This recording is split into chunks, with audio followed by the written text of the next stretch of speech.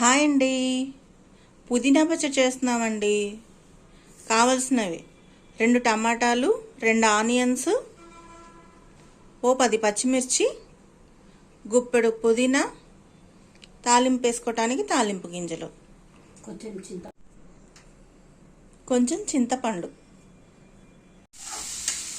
Stove మీద కడాయి పెట్టుకొని oil వేసుకొని దాంట్లో ఉల్లిపాయలు వేసుకోవాలి. ఫస్ట్ వేసి కొంచెం వేగనివ్వాలి.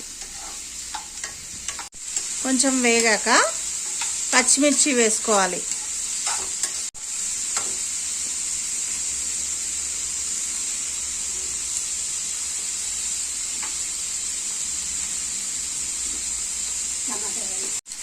టమాటాలు వేసుకొని కలుపుకోవాలి.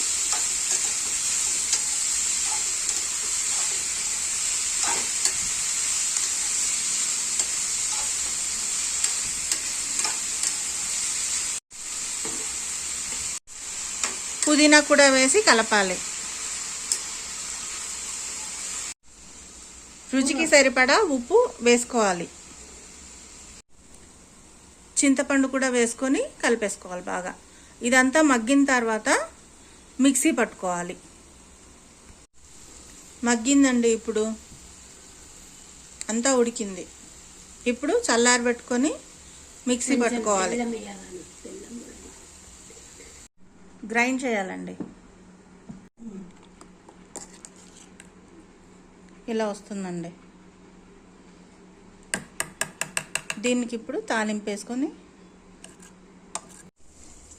తాలింపు పెడుతున్నానండి. తాలింపు వేగిందండి. పచ్చడి వేసి కలిపేసుకొని తినేయటమే.